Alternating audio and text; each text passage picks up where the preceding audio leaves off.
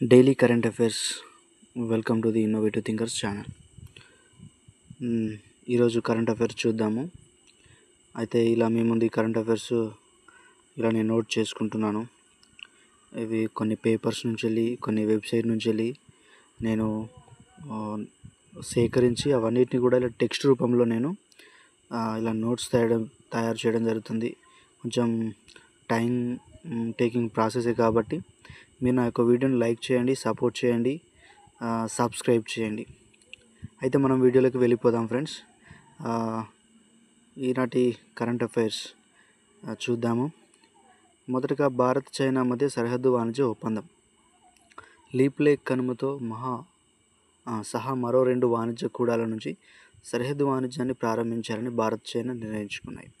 దీనిపై నేపాల్ విదేశీ వ్యవహారాల మంత్రిత్వ శాఖ స్పందిస్తూ లీప్ లేక్ కనుమ తమ దేశ భూభాగంలో భాగమని పేర్కొంది. అయితే భారత్ దానిని తోసిపుచ్చుతూ ఈ కనుమను ద్వారా భారత్ సరిహద్దు వాణిజ్యం 1954లో ప్రారంభమై దశాబ్దాలు కొనసాగుతుందని తెలిపింది. 1816 సుగౌలి ఒప్పంద ప్రకారం కాలాపాని, లింపి, యాదురాస్తో సహా లీప్ లేక్ తమనేనని నేపాల్ వాదిస్తోంది. రెండవగా ఇంపార్టెంట్ పాయింట్ చూద్దాం. సుందర్బన్ బయోస్పియర్ రిజర్వేర్లో ఉప్పునీటి మొసళ్ళు వృద్ధి. ఇక్కడ మొసళ్ళు ఉన్నాయట, చూద్దాం ఇదేంటో ఇంపార్టెంట్. ప్రపంచంలోని అతిపెద్ద సరీసృపాలలో ఒకటైన ఉప్పునీటి మొసళ్ళ సంఖ్య 2024లో 204 నుండి 234 వరకు ఉండగా, అనగా ఈ సంవత్సరం 2025లో 220 నుండి 242 వరకు ఉన్నట్లు పశ్చిమ బెంగాల్ రాష్ట్ర అటవీ శాఖ తెలిపింది. పశ్చిమ బెంగాల్ అనేక శతాబ్దాలుగా బాగా తూర్పు క్రోకోడైల్ ప్రాజెక్టు రూపంలో పరిరక్షణ మరియు సంతానోత్పత్తి సౌకర్యాలతో ఉప్పునీటి మొసళ్ళను సంరక్షించడానికి అనేక ప్రయత్నాలు చేస్తుంది. భారతదేశంలో చిత్తడి నేలలు, నదులు, ఒడిశా మరియు పశ్చిమ బెంగాల్లో మడ అడవులు మరియు అండమాన్ మరియు నికోబార్ దీవులు తీర ప్రాంతంలో ఉప్పునీటి మొసళ్ళు విస్తరించి ఉన్నాయి. చూడండి, మనం మొసళ్ళ ప్రాజెక్టు గురించి కూడా మనకు ఎగ్జామినర్ అడిగే అవకాశం ఉంది. అయితే మూడో ఇంపార్టెంట్ ఏంటో చూద్దాం.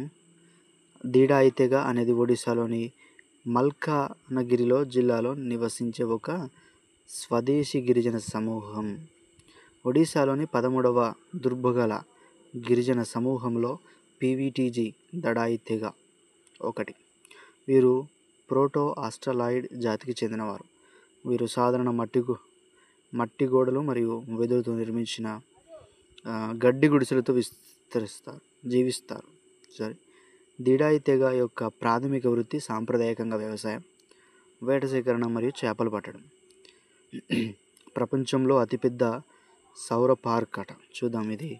ఇలాంటివి ఎగ్జామినర్ ఫోకస్ చేసే అవకాశం ఉంది.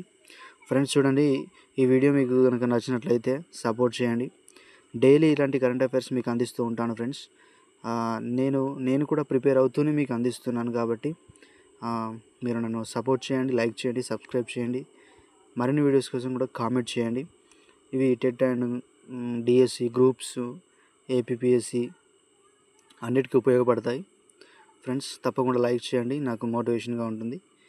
అయితే చూద్దాం. ప్రపంచంలో అతిపెద్ద సౌర పార్క్. ప్రపంచంలోనే అతిపెద్ద సౌర పార్క్స్ చైనా 610 చదరపు కిలోమీటర్ల విస్తీర్ణంలో నిర్మిస్తుంది.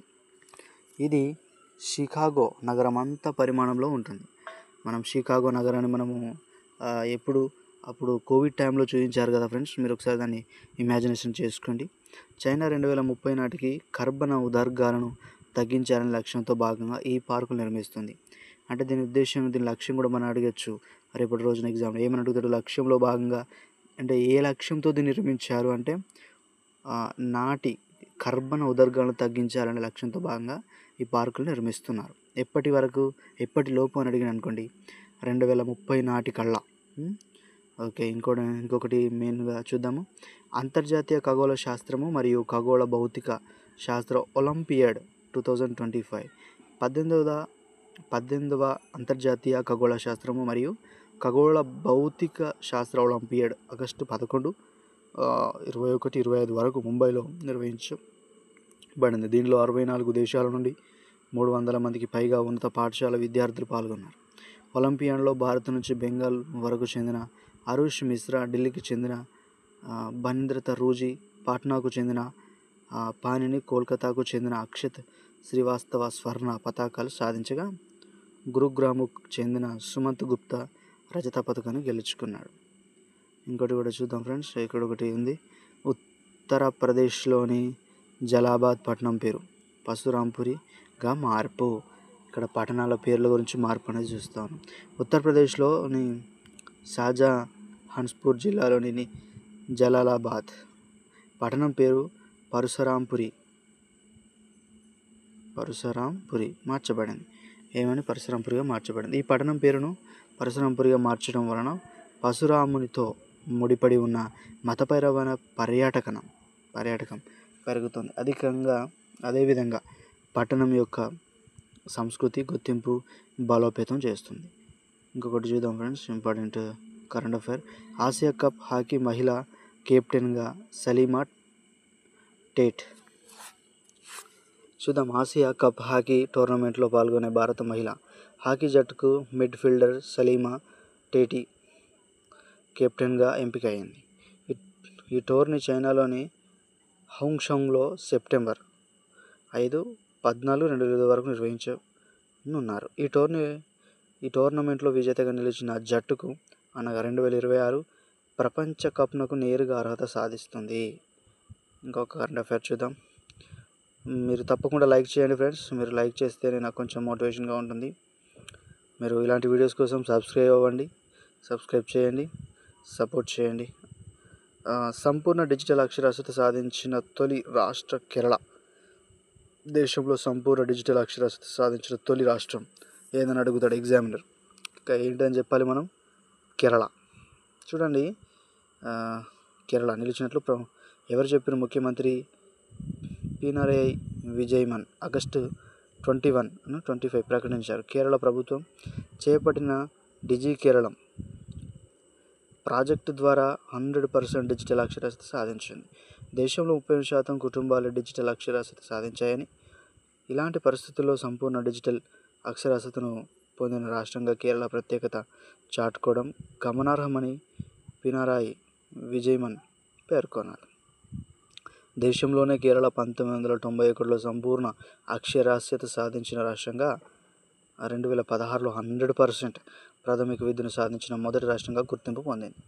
దేశంలోనే తొలి పూర్తి డిజిటల్ అక్షరాస్యత కలిగిన క్రమంగా తిరువనంతపురం జిల్లాలోని పుల్లంపర పంచాయతీ గ్రామం గుర్తింపు పొందింది.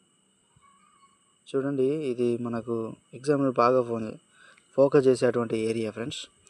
ఏమంటున్నాడు? డిజిటల్గా అభివృద్ధి చెందినటువంటి, డిజిటల్గా ఎడ్యుకేషన్గా పూర్తిగా 100% అయిన రాష్ట్రం ఏదని అడగచ్చు. ఇక్కడ మనము కేరళ మనం ఇక్కడ ఫోకస్ అయ్యేటట్టు చూస్తూ ఉన్నాం. అదేవిధంగా ఇక్కడ ఒక పథకం పెట్టిండు. ఏందో పథకం చూద్దాం రండి ఫ్రెండ్స్.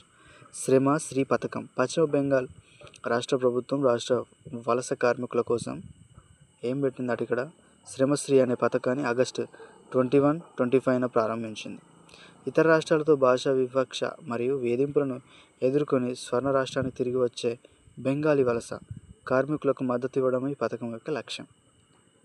ఈ పథకం ద్వారా ఇతర రాష్ట్రాల నుంచి తిరిగి వచ్చే ప్రతి కార్మికుడికి 1 సంవత్సరం పాటు లేదా రాష్ట్రంలో ఏదైనా కొత్త ఉపాధి దొరికే వరకు 5,000 చొప్పున ఆర్థిక సాయం అందిస్తారు. IOC మెంటల్ హెల్త్ అంబాసిడర్లు. ఇది కూడా చూడండి ఫ్రెండ్స్, ఇది మనకు ఉపయోగపడుతుంది. భారతదేశంలో నుండి వ్యక్తిగత విభాగంలో ఒలింపిక్స్లో మొట్టమొదటి స్వర్ణ పథకం సాధించిన Abhinav Bindra international Olympic committee 9 మందితో పాటు ఏర్పాటు చేసిన మెంటల్ హెల్త్ అంబాసిడర్లలో ఒకరు ఎన్నికయ్యారు. దీనితో భారత్ నుండి మెంటల్ హెల్త్ అంబాసిడర్గా ఎంపికైన మొదటి వ్యక్తిగా నిలిచారు. ఇప్పటికే ఈయన అథ్లెట్ల మెంటల్ హెల్త్ సంబంధించిన అంశాలు అథ్లెట్లను గైడ్ చేస్తున్నారు. ఇంకోటి చూద్దాం. భారత్లో మొదటి అండర్ వాటర్ మ్యూజియం. ఇది భారత్లోనే అండర్ వాటర్ మ్యూజియం అంట ఫ్రెండ్స్. చూద్దాం. భారతదేశ సముద్ర పర్యాటకం మరియు పర్యావరణ పరిరక్షణకు దిశానిర్దేశం చేయడానికి దేశంలోనే మొట్టమొదటి అండర్ వాటర్ మ్యూజియాన్ని మహారాష్ట్రంలోని సింధుదుర్గ్ జిల్లాలోని వెంగూర్ల తీరంలో ఉన్న నివతి రాక్స్ సమీపంలో భారత నావికాదళానికి చెందిన రిటైర్డ్ లాండింగ్ షిప్ ట్యాంక్ అయిన ఐఎన్ఎస్ గిల్జార్ చుట్టూ ఏర్పాటు చేస్తున్నారు. ఇక్కడ మ్యూజియంతో పాటు కృత్రిమ పగడపు దిబ్బను ఏర్పాటు చేస్తున్నారు. సముద్రం యుద్ధ సమయంలో తీర ప్రాంతాలకు దళాలు, ట్యాంకులు మరియు అవసరమైన సామాగ్రిని రవాణా చేసే సామర్థ్యం గల ఐఎన్ఎస్ గుల్దారు జనవరి 24లో సేవల నుండి తొలగించారు. ఇంకొకటి చూద్దాము. అగ్నివీరులకు హామీ లేని రుణాలు. 79వ స్వతంత్ర దినోత్సవం సందర్భంగా ఎస్బీఐ 2 ప్రత్యేక కార్యక్రమాలను ప్రవేశపెట్టింది. అగ్నివీరులకు హామీ లేని కోలాటరల్ ఫ్రీ రుణాలు, ఐఎంపిఎస్ ఆన్లైన్లో ట్రాన్సాక్షన్ ఛార్జీలు. ఎస్బీఐ శాలరీ అకౌంట్ ఉన్న అగ్నివీరులకు 0 ప్రాసెసింగ్ ఫీజుతో రూపాయలు 4 లక్షల వరకు హామీ లేని రుణాలను అందజేస్తుంది. ఆగస్టు 15, 2025 నుండి ఐఎంపిఎస్ ట్రాన్సాక్షన్స్ 25,000 లోపు ఉంటే మునుపటి లాగే ఎటువంటి మార్పు ఉండదు. అయితే ట్రాన్సాక్షన్కు 25,000 దాటితే నామినల్ ఛార్జీలు వసూలు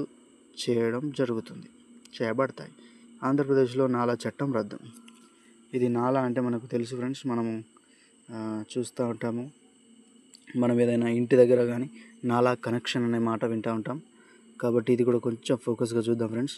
తప్పకుండా మీరు నా వీడియోని మీకు నచ్చినట్లయితే లైక్ చేయండి, సపోర్ట్ చేయండి, షేర్ చేయండి, ముఖ్యంగా సబ్స్క్రైబ్ చేయండి ఫ్రెండ్స్, సపోర్ట్ చేయండి. ఆంధ్రప్రదేశ్లో నాలా చట్టం రద్దు. ఆంధ్రప్రదేశ్ ముఖ్యమంత్రి నారా చంద్రబాబు నాయుడు ఆధ్వర్యంలో ఆగస్టు 21, 25 జరిగిన క్యాబినెట్ సమావేశంలో క్రింది నిర్ణయాలు తీసుకున్నారు. ఆంధ్రప్రదేశ్ వ్యవసాయ భూమి సాగేతర అవసరాలకు మళ్లింపు నాలా చట్టం 2006 ఉపసంహరిస్తూ ఆర్డినెన్స్ తీసుకురావాలన్న ప్రతిపాదనకు ఆమోదం. పెరుగుతున్న పారిశ్రామిక వ్యర్థాల సవాలు, పునర్వినియోగంలో ఆర్థిక అవకాశాలను దృష్టిలో ఉంచుకొని 2020-30 కాలానికి తయారు చేసిన ఏపీ సర్క్యులర్ ఎకనామీ వ్యర్థ పదార్థాలను పునర్వినియోగ విధానం 4.0కు ఆమోదం.